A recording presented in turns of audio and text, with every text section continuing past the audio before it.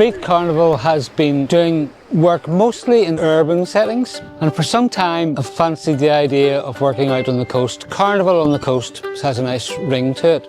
I know Connecticut have been developing this Beach of Dreams project, and then we are the Northern Ireland partner in that. And then for our project, our Siren Song is what we decided to do about what does the sea sing to you. Forgive a crowd sitting on the wall. Beat Carnival invites residents, visitors, artists and campaigners to walk with the siren, share in the creative coastal journey, and on the 17th of May be part of the big beach celebration of place, people and planet. So for this project I was responsible for the music. When I spoke to Beat first of all about it, I found out how they were doing their process and they were collecting stories from people. The beach and sea were here before us and they'll be here after us.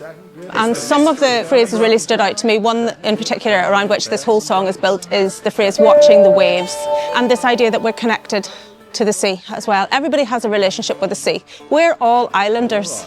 It might be a big island, but we're still living on an island and you're not really ever too far from the sea, so we have that in common as well. I've worked with the Selkies, Early Birds Sing for Joy Choir, the Donaghadee Community Choir and the Open House Choir in Bangor. We also have worked with some kids at Millisle High School. In addition to those choirs then, we did a public video tutorial lesson. I wanted as many people as possible to watch the video tutorial online and come along and join us on the beach. Every now and then when I need a top up, I go to the beach and see the sea.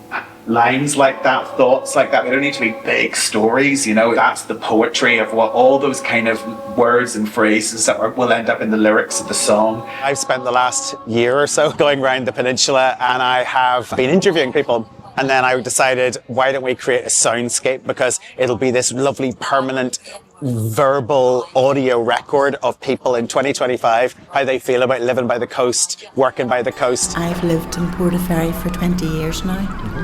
Previously. This is about creativity and climate action. So it's about thinking about the future. These silk pennants, they all have stories on them. So they're made in the places where the walks happen, and they have pictures that people have chosen to put on to represent their area, words that represent their area. So it's like a touring collection that goes from place to place. So these cards that we have here are climate pledge cards. So the idea is that everywhere the Beach of Dreams has gone over the last few weeks and the next few weeks, we're encouraging people to fill these out. And on the back we're asking people, it says here, think about where you are, what are your hopes for this coast in 50 years time, and what's your commitment to making that future possible? Today at Portaferry Beach we ran a workshop. So we took the trip to the beach, picked up things like discarded rope, scallop shells, bits of seaweed, grasses, plants, and we have brought them back here to make cyanotype prints. Anything that celebrates this area, anything that celebrates the sea and the people who live around it, I think is really exciting, so I can't wait to see what happens. I love that we were really thinking about using the beach, that you walk past every day and you don't think about the beauty and the little small things you can pick up and make something really beautiful out of it. There's the old kind of rotten little boat down there. You go down there and you see little pieces of pottery, and in my mind is like from shipwrecks. Did this come from people? Is it modern? Is it ancient? And so you just wonder the stories behind the people who've been there before us and what we leave behind as well.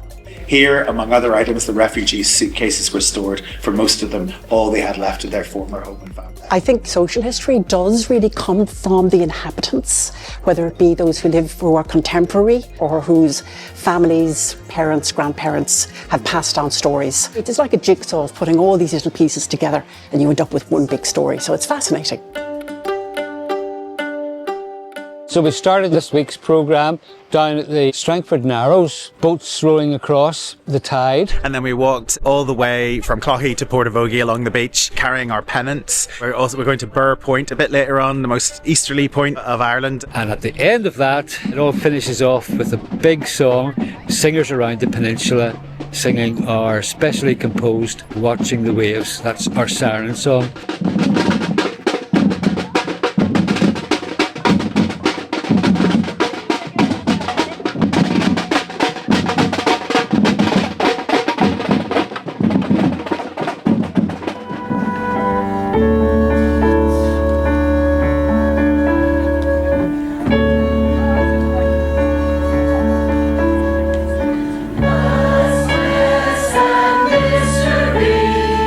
Bring the sea at the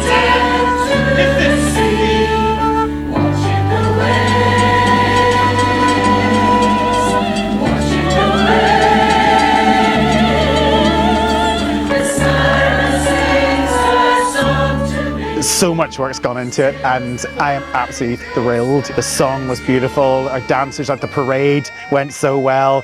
Just the whole day's been lovely, you know, and we've had loads of people here. I think one of the most lovely things musically for me was to see everybody's faces when they heard Jenny sing. And also having people tell me that they watched the video, they learned the song and they came along, even just today, and joined in and sang it. I think it's just been a really wonderful project to be part of. You know, I hope we've done something that will have a legacy, that people now have an ambition and are saying, oh, we would like to have this to happen next year, leaving something that we'll develop on.